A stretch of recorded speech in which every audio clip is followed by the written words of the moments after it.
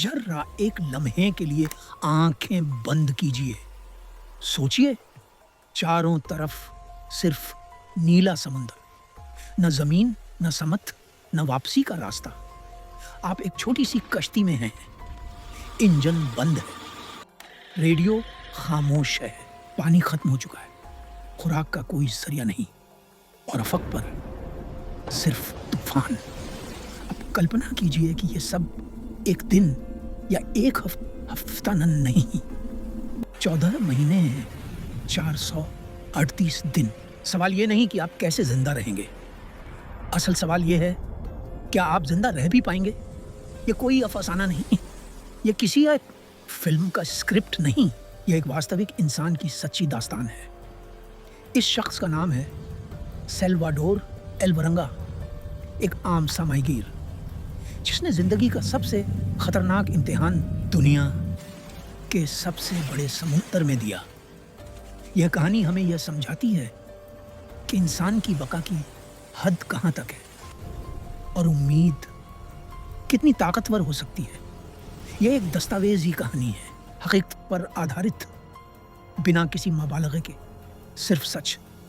Pacific ocean, एक बेरहम हकीकत। पैसिफिक ओशन, जमीन पर मौजूद सभी खुश्की को इकट्ठा कर लिया जाए तो भी यह समुंदर उसे 3 गुना बड़ा है। यह वह समुंदर है जहां गुम हो जाना लगभग गायब हो जाने के बराबर है। अगर कोई यहां अकेला रह जाए तो उसके मिलने के इम्पॉसिबिलिटी न के बराबर होते हैं। ऐसी समुंदर के किनारे नवंबर 2012 की एक सुबह एक मामूली सा दिन शुरू हुआ।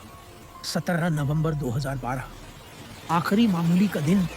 सैल्वाडोर एलवरंगा अपने दोस्त एजिक कुडोबा के साथ माहीगिरी के लिए निकला। उनकी कश्ती सिर्फ 7 मीटर लंबी थी। न छत, न केबिन, न सुरक्षा का कोई खास इंतजाम, बस एक छोटा सा आइस बॉक्स, कुछ जाल और एक छोटा सा मोटर। उन्हें पता था कि समुंदर में तूफान आने वाला है, लेकिन ज्यादा मछली पकड़ने की लालच उन्हें साहिल से 120 किलोमीटर दूर ले गई। यह वह फैसला था जो उनकी जिंदगी बदल देने वाला था। तूफान और किस्मत का मोड़। रात 1 बजे आसमान गरजने लगा, हवा चीखने लगी, समुंदर बपहर गया। कश्ती तूफान की जद में आ गई। उन्होंने जाल काट दी, कश्ती को मोड़ने की कोशिश की। 6 घंटे तक वे जान लड़ाते रहे। जमीन सिर्फ 24 किलोमीटर दूर थी, पहाड़ों की चोटियां दूर नजर आ रही थी। फिर मोटर बंद हो गई। रेडियो था, लेकिन बैटरी खत्म हो चुकी थी। खामोशी, बेबासी और डर। समुंदर की कैद हवा ने कश्ती को गहरे समुंदर की तरफ धकेल दिया। पहाड़ नजरों से गायब हो गए। उनके बॉस ने तलाश शुरू कराई। 4 दिन तक तलाश जारी रही, फिर तलाश रोक दी गई। 4 दिनों में वे साहिल से 450 किलोमीटर दूर जा चुके थे। चारों तरफ सिर्फ नीला समुंदर, खुराक कच्ची मछली, कछुए, समुद्री परिंदे, पानी बारिश का प्लास्टिक की बोतलों में इकट्ठा किया हुआ। दिन बीतते गए, महीने बन गए। 4 महीने बाद उम्मीद का टूटना।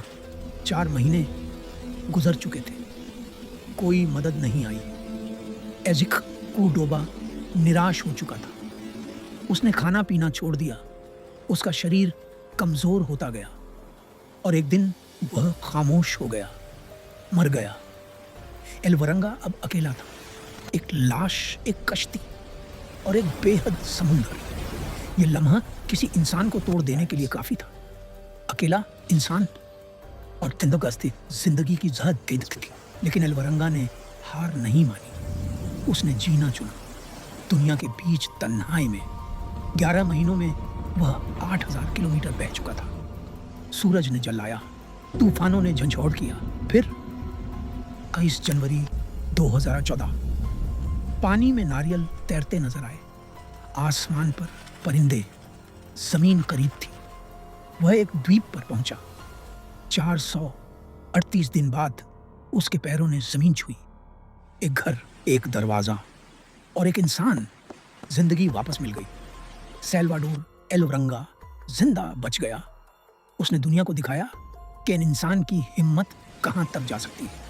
ये कहानी हमें यह सिखाती है कि हालात चाहे कितने ही संगीन हों, उम्मीद छोड़ना असल हार है।